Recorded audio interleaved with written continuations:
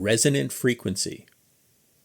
Music is the discovery of silence between the numbers. An inscription on obelisk cluster 8, Ventarra. Ventarra was not like any planet I'd ever been to. That's saying something. I lost track of the number of planets I'd visited sometime after 100 or so. Most of them were similar. They either had atmosphere or they didn't. Those that lacked it tended to be barren, rock-strewn wastelands.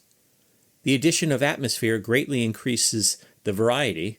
However, worlds like Ventarra were 1 in a billion, rather than just a million. What made Ventarra different from the others? For one thing, its high oxygen content was due to an incredibly green landscape. Most worlds were far less verdant, with scrub and immature forests the norm. On Ventarra, massive trees, plants with giant leaves, and thick undergrowth were everywhere. Each new development, every structure, was threatened. The stuff grew so quickly. The engineers had a regular schedule of green sweeps to keep the foliage at bay. Noticeably absent were flowering plants. That's hardly surprising, considering the planet boasted no insect or animal life. Think of Earth in the early Cretaceous, minus the dinosaurs. With all of this vegetation, you might expect there to be plenty of water on the surface. That was not the case. Instead, nearly all of the water was in vast oceans deep underground. Rivers running closer to the surface connected these unseen seas.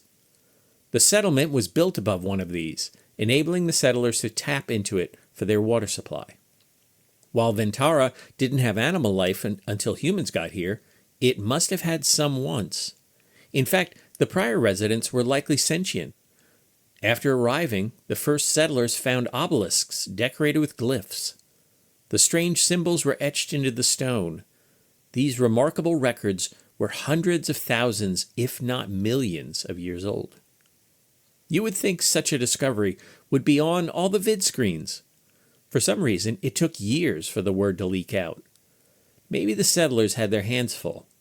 After all, they had to keep the jungle from reclaiming what they built.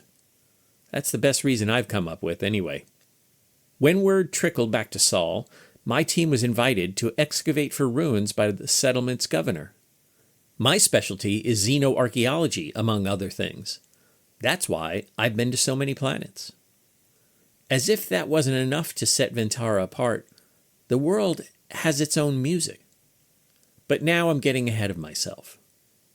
When I was 12, I performed a recital before an audience of 2,000 people.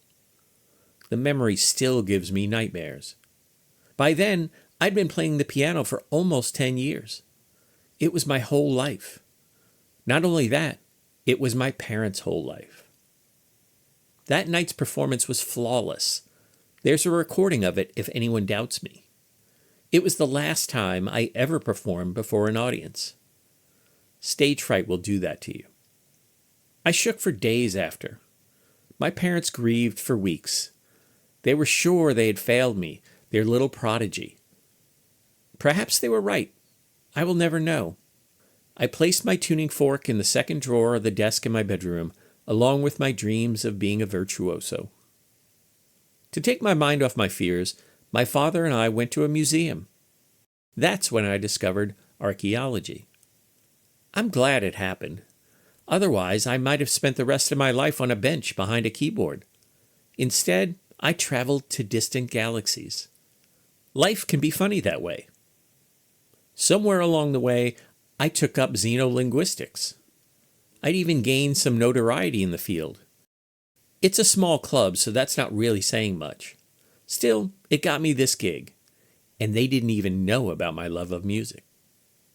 Ventarra revolved around a G-type star we dubbed Sonara, one of the billions in the butterfly galaxies, a pair of interacting spirals. NGC 4567, the brighter of the two, felt ordinary despite the cosmic drama. The first human visitors settled a wide expanse to the west of a valley mostly surrounded by hills. One of these hills stood well above the others, like a gemstone marking the easternmost point of the formation. It was on the edge of this valley that ancient ruins were discovered. We were nearing the dig site when Thule, my assistant, suggested he get some vid from above. I could take a flux ride up to the top of that peak over there, he said. I nodded my approval. It was more a formality than anything. I didn't like telling my team what to do any more than they liked being told what to do. We got along well that way. Can you shout when you're there? I asked. I want to test the equipment. Thule nodded. I'm sure he expected me to ask. We'd worked together so long it wasn't necessary. Old habits, as they say. How often had the current inhabitants climbed that very peak? How many flux rides had hovered over this valley? Had none of them heard the sound? Is that a perfect fifth? I asked when Thule finally reported in. A what? He asked. A perfect fifth. Something from music theory, I said. Thule didn't respond at first. If you say so, he finally said. Where is the sound coming from? I asked. To be honest, Konomi, I don't hear it, he said. Where are you? I asked. On the mountain, he said. Can you get your geolocation? I asked. It turned out I didn't need his specific location. When he returned, we both hovered above the valley. There it was, an interval known as the perfect fifth. If I hadn't heard it with my own ears, I never would have believed it. What are you talking about? Thule asked. You don't hear that? I asked. I hear a whistle in the wind, he said. Yes, but it's vibrating at a specific frequency ratio, 3:2. Sounds like wind to me, he said. Right, I said, but when it's just through the air like this, there's no reason for it to vibrate like that. Now, if the wind were whistling through pipes or something, I might expect it. Pipes? He asked. Like back at the settlement? Did you hear the whistle there? I asked. Something like it, I think, he said. I thought back to my few days in the settlement. I hadn't noticed anything like this. The fact that nearly all the water was beneath the surface did surprise me, but the universe is full of oddities. They tap into underground rivers, don't they? I asked. Thule nodded. I wonder if we'd find similar sounds down there where the water flows, I said. Thule shrugged. Maybe. It was something we would have to check on later. At that moment, I was more eager than ever to start a new dig. Ventarra's secrets seemed to be multiplying by the minute. We couldn't get back to the surface fast enough for me. How do you know so much about music? Thule asked as we set up our equipment. I used to play piano, I told him. When I was younger, I wouldn't share that information. Shame has a way of eroding with time. Used to? He asked. Yes, it was once important to me. Not so much anymore, I said. We dove into the site over the next several days. I'd spread my team of 5 across the 13 different obelisks. We made plans to dig for more, but this was a good place to start. I assigned Ima to focus on the xenoglyph cluster on the 2 largest obelisks. She was the least experienced of the crew, but her skills aligned well with the mixture of pictographs and xenologs we found there. Reuben and Manabu had been with us for nearly a year by then. They tended to work well together, so I assigned them to a cluster of monoliths near the edge of the dig. Thule was my right hand. He specialized in xenoglyphs, but I asked him to work with me cataloging all the xenophones we found. With him handling the cataloging, I started scanning every panel for patterns that might explain the perfect fifth. If only I could work out how it connected. Piano? Thule asked as he reached for one of the higher panels. Mostly, I said, wishing I hadn't mentioned it. I dabbled in strings, but my parents wanted me to be a pianist. They must be disappointed in you. After all, you only traveled to the stars to study ancient languages, he said. I laughed. Yeah, I really let them down. What's this look like to you? He asked, pointing to the panel. I can't see it from down here, I said. Can you get a good image of it? I pulled up the visual on my pad. It was a xenophone with trailing phonograms suggestive of encoding pitch shifts. You're reading my mind, I said. I figured that's what you were looking for, he said. Something to do with the sound you heard. Let's get a good shot of the whole panel, I said. We worked until dark. With tents and food, we made ourselves comfortable beside the site. When evening turned into night, I took my pad into my tent and continued studying what we'd found. In my sleep, dreams of music wafted over mountains. Each of them was interrupted by that damned audience and the waning keys of my recital. When we reviewed the panel with the rest of the team, young Ima offered something I'd overlooked. I don't think those xenoglyphs are passive. Look, they seem resonant, depicting wind and some structure or machine. Look at the way they're arranged, Manabu added. Could they be polyphonic? Konomi was looking for something like that, Tuli said. He was wrong. I hadn't even considered it. But the evidence was mounting. When was the last green sweep, I asked. We hadn't been on the planet for more than a few days. By then, the vegetation had already begun to encroach on the dig. 2, maybe 3 weeks before we got here, I believe, Tuli said. Can we get them to clear the whole valley, I asked. No one responded. I didn't really expect them to. None of us had the experience to know. The whole valley? Colonel Kolodkin said when I asked. He headed security for the settlement, and that included keeping the jungle at bay. We believe there's something more hidden there, I said. It wasn't exactly a lie, but I didn't want to explain harmonics to someone who wasn't likely to care. We only have so many resources, he said. How long could the valley take, I asked. Several days, I'd say, maybe a week, the colonel said. I wasn't willing to take no for an answer. The colonel's lack of scientific curiosity was frustrating. That the previous occupants of this planet had built something was no longer in doubt. I was sure it was somehow related to that valley. I'm sorry, Dr. Sauta. I can't spare the equipment for that long, the colonel said. When I returned to the dig, my team had started on a new set of obelisks. I pulled Tuli aside. I think we need to clear this valley somehow. The wind, he asked. We have to get these objects exposed to it, I said. What do you think that will accomplish, he asked. I have no idea, I said. Could we try a controlled burn, Tuli asked. We can't risk that, and there's no way the colonel would allow it, I said. The oxygen content is too high. What about the flux ride, he asked. What about it, I asked. Well, if we could remove one of the polyphonic panels. I started nodding before he could finish.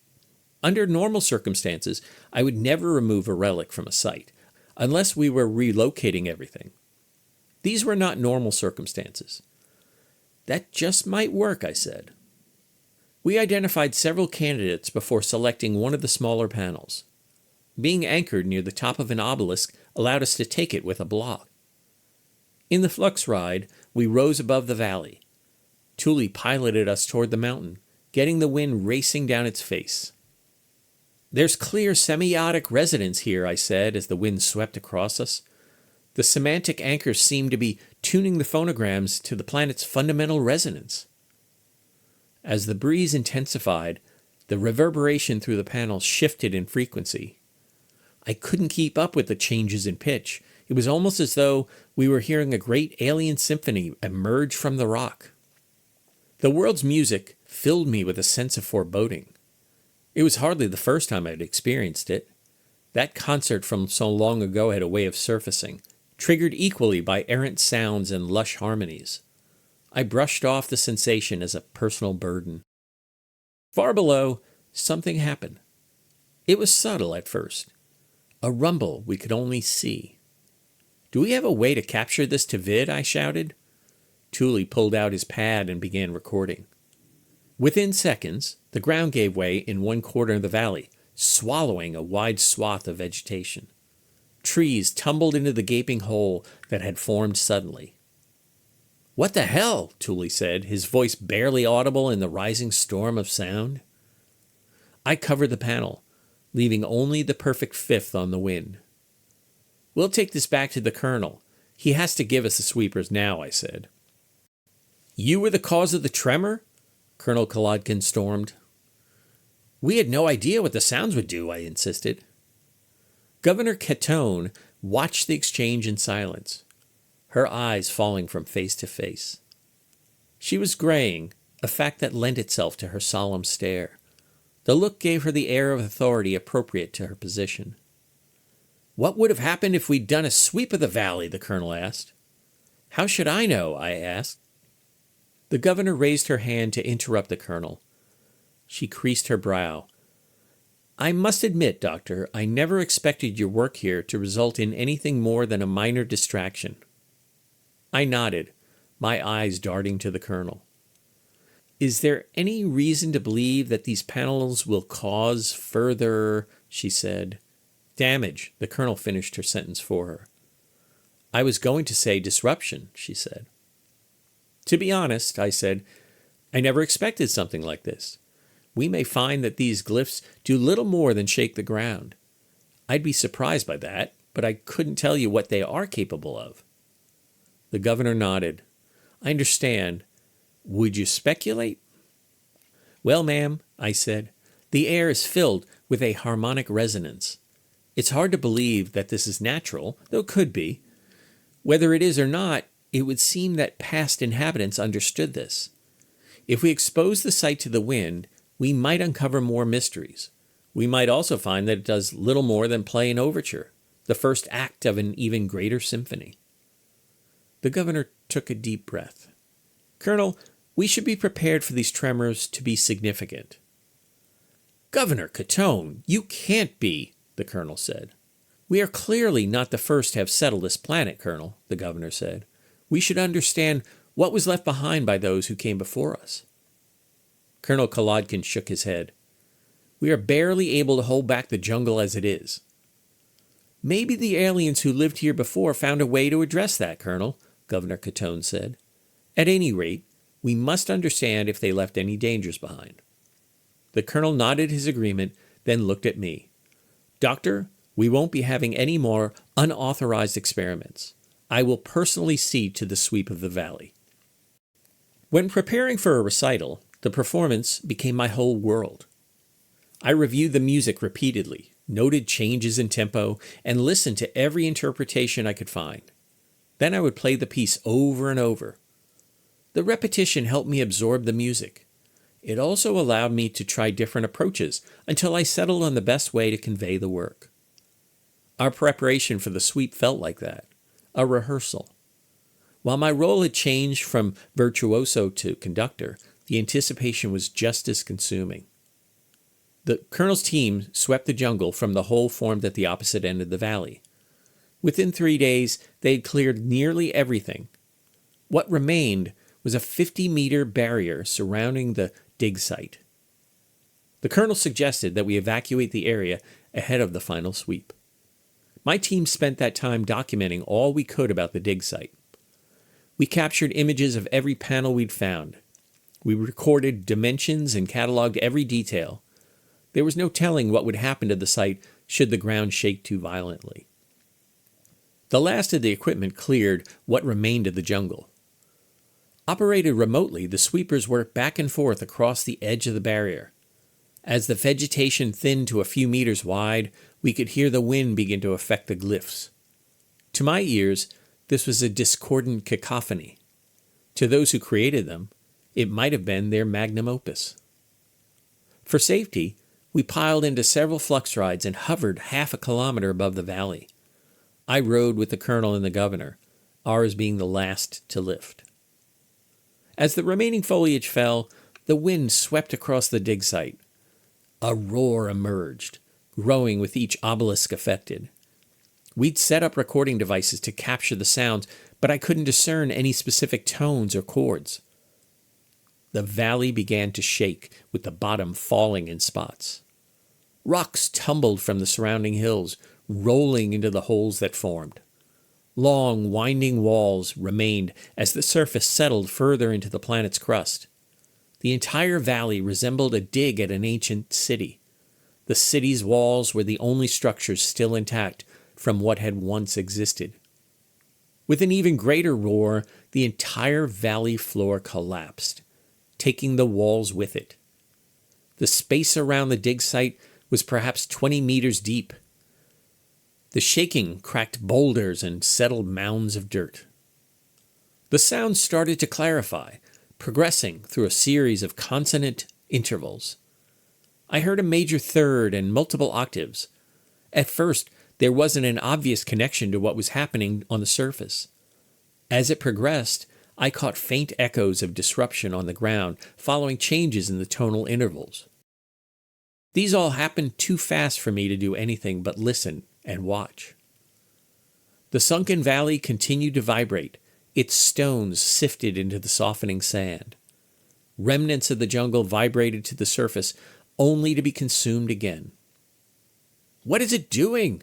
Governor Catone asked, her voice raised above the din. I didn't bother to answer her, offering only a slow shake of my head. "Maybe something is buried there," Colonel Kolodkin shouted. I pointed toward the center of the massive hole. There the ground appeared to be heaving. It was subtle at first, what resembled a thick wall of dirt. At our distance, it was difficult to tell just how thick it was. What was not difficult was seeing the definition. The edges of the wall were sharp and flat. "How can it do that?" I asked above the roar. This time, it was the governor's turn to shake her head. The ascending wall ran the length of the valley. From it, other walls extended, like a floor plan coalescing from the ground. I tried to remember if this followed the pattern we'd seen before it collapsed. We would have to review the video to be sure. "The dimensions seem too large," the colonel said. "Maybe for us," I shouted. "Could be storage space," he called. I nodded a response, looking to the governor. She appeared rapt. A large stone rolled down a hill on the opposite side of the valley. It hurtled into the vibrating maelstrom, crashing into the center wall. Within seconds, the full length of all the walls disintegrated again. They fell as though dust freshly scraped from a floor. The undulating ground swallowed the boulder. It broke and was crushed as we watched. When it was gone beneath, the wall reared from the ground again. This time, it was shifted off-center, with more angles and offshoots than we'd seen before. As the structure surged, it shed what remained of the jungle. Tree trunks and foliage vibrated together, gathering in the space between the rising walls. At once, a spark erupted in all the piles of organic matter, igniting them quickly. The colonel shouted into his comm device, "This is Kolodkin. We have a fire in the valley. Be on alert for embers." I wouldn't have expected that to go up so quickly, I shouted. "Doesn't fresh wood take time to catch?" "It might be the high oxygen content, but we found that the stuff is naturally dry," the colonel said. I turned my attention to the wall. It had grown several meters in height by that point, with sections separating about a dozen spaces. Some were larger than others, with two being the largest, at opposite ends of the valley. Along most of the walls were what appeared to be doorways. None of them included window spaces. The wall construction stopped suddenly, followed by a powerful rumbling of the ground. Nearest the walls, the ground rose. As it did, it appeared to flatten, slanting inward toward the center of each space. Creased corners formed, each pointed in toward the middle of these rising masses. As they separated from the ground, neat square holes remained at the junction of the grooves. These slabs cleared the highest point of the walls. All at once they shuddered, their edges settling on the top of the structure. Between them, the dirt seeped, filling in gaps and leaving grooves at the tops of all the walls. When production was complete, the ground settled. This left only the sound of the wind whistling through the new structure. We hovered lower and waited to confirm that there would be no more movement before we landed. One of the doorways opened directly onto the dig site. The opening was larger than 3 meters, with the buildings an additional 2 or more. The obelisks bordered a path that wound toward the doorway. "Still think they're for storage?" I asked the colonel. "I don't know what to think," he answered. Governor Catone moved slowly toward the structure. She wasn't a large woman. Against that massive building, she appeared even smaller. "Governor," Ima called, Are you sure you should do that? She ran up to the older woman and grabbed her arm. It made me think of my own mother, well into her 70s, unafraid of anything. I watched the two of them from a distance.